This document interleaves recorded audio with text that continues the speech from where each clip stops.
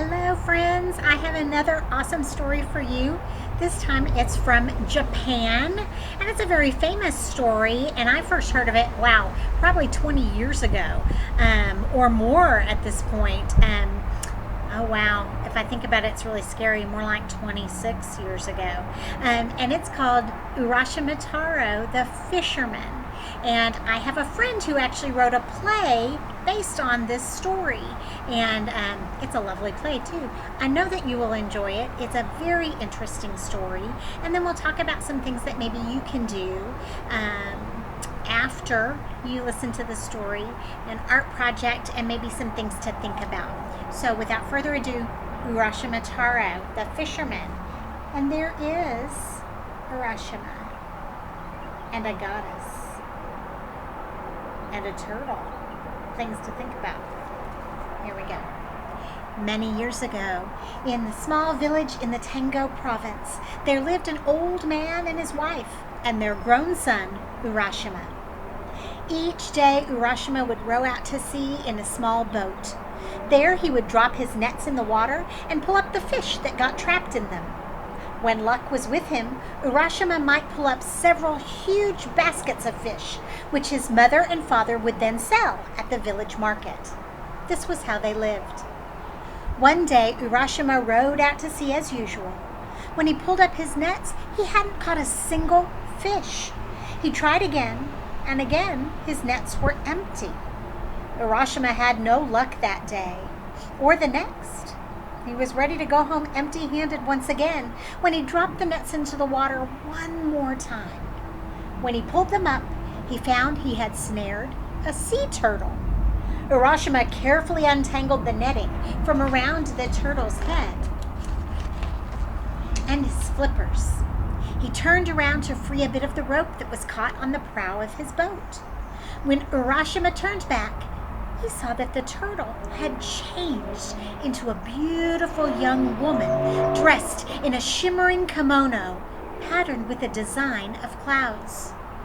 "I've been watching you for a long time, Urashima," the young woman said. "I so wanted to meet you." "Who are you?" asked Urashima. He stared uncertainly at the mysterious woman. "I am not from your world," the woman replied. "I am an immortal, and I live in the sky." "Yes, it's true," she added, seeing the disbelief in Urashima's eyes. "I am a goddess." Urashima nodded his understanding and somehow accepted that a mere mortal such as himself could see and talk to a god. Then he asked, "But why did you wish to talk to me?" "I have loved you from the moment I set eyes on you," the woman said. "I want to bring you to my home. Will you come with me?" Urashima suddenly lost all his fear and replied, "Yes, I will come with you. But how shall we get to your home?" "Take the oars in your hands and shut your eyes," the woman said. Only a few seconds passed before the sky goddess told Urashima to open his eyes. He saw that they were nearing a large island with earth the color of jade. He could see a magnificent palace with watchtowers that rose even higher than the clouds. It was unlike anything Urashima had ever seen or even imagined. The two landed on a pebbly beach and strolled hand in hand to the gates of the palace. "My parents are most anxious to meet you," the goddess said. Urashima was introduced to her mother and father, and they greeted him warmly, telling him how gladdened they were by this rare meeting of the gods and mortals. That evening, Urashima was invited to join the family at a special banquet held in his honor. The food was delicious and beautifully prepared. After the meal, Urashima and the immortals talked of the future. "When the sun goes down," the goddess's father said, "you shall be man and wife."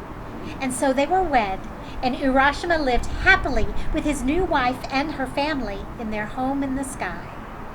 All was fine for 3 years. 3 years that went by so quickly it seemed like just a matter of days. Then one day Urashima felt a pang of longing for his mother and father, and for his life as a fisherman in their small village.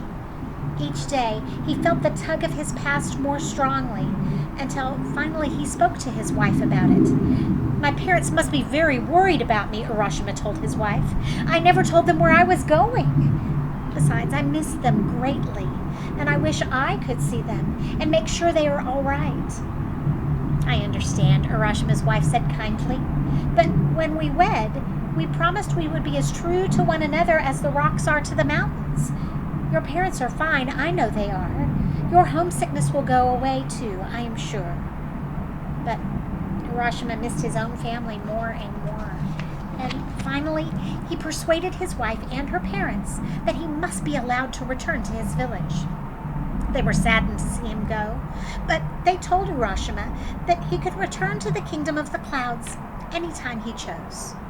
Take this box, said Urashima's wife, handing him a tiny box that fit right in the palm of his hand. Just grip it tightly in your hand when you wish to come back to us, but you must never open the box. Ever, she warned. She kissed her husband goodbye. Urashima got into his boat, and his father-in-law told him to close his eyes.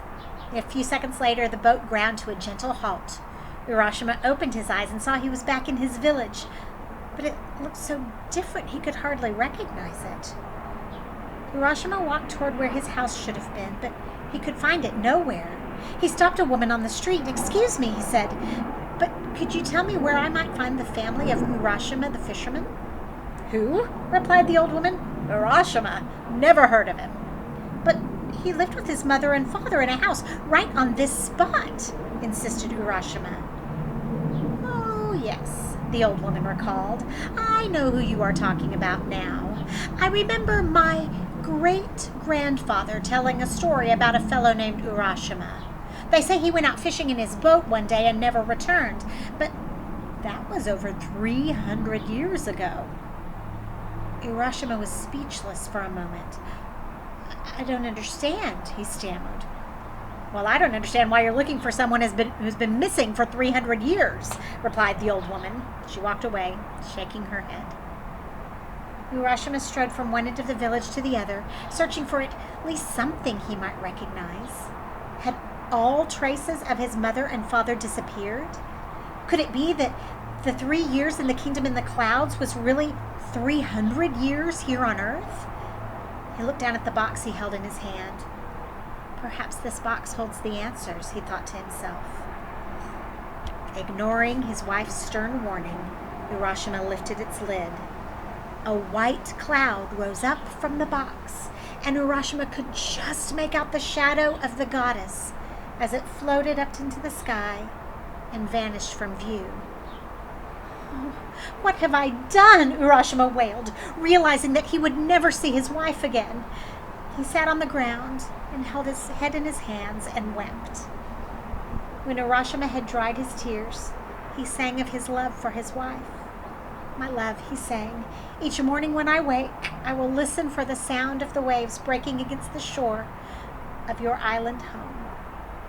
If only Urashima hadn't opened the box, the villagers said from that day on, he could have returned to his beloved wife. If only, Urashima sang. If only.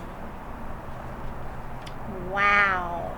So you see why I like that story. It's very interesting. And, all of our folk tales that we talk about and we read, again, are, ways to explain things that happen. But this one is one of those stories that I believe personally was just handed down from generation to generation and wasn't necessarily an explanation of something, but instead was, a way to bring the gods and goddesses that they believed in closer to the mortals, right?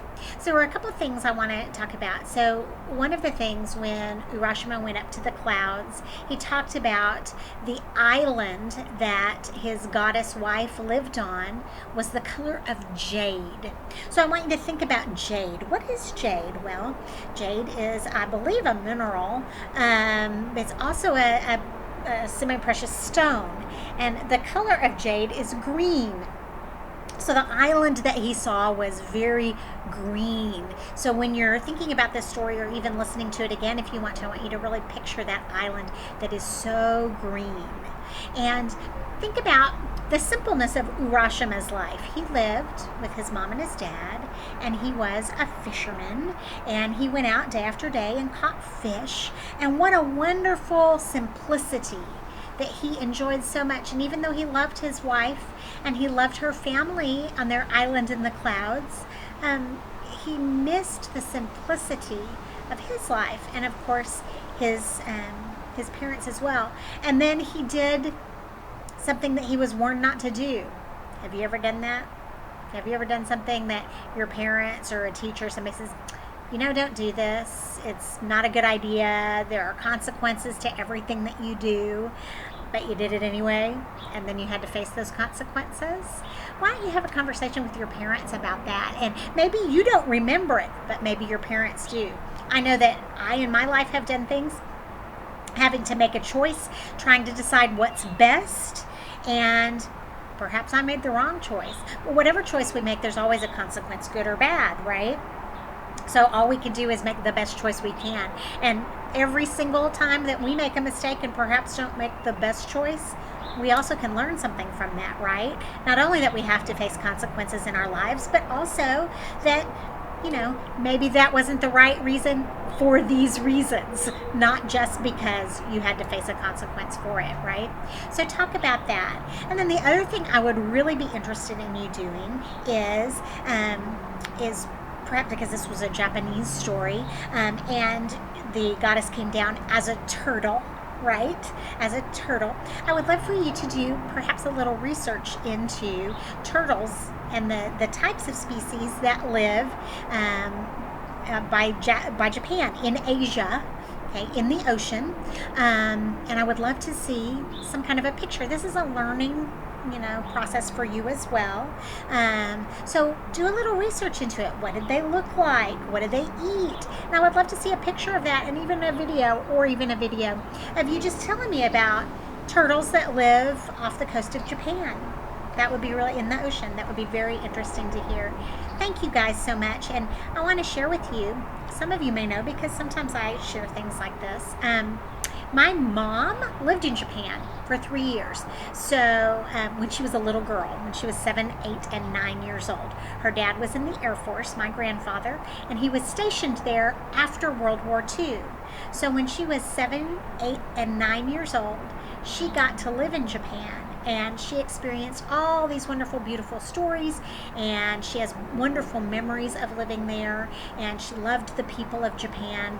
And I have learned to appreciate some of that, some of the foods, and my mom has these beautiful dolls from Japan, and some of the artwork and the pottery, and she taught me a song, which is a kid's song, and I don't know the title of it. We call it Chi Chi Papa, but I don't know if that's the actual name of it. So I'm going to sing it to you, and it's a little kid's song. It's very cute. You ready? I'm told it's about birds.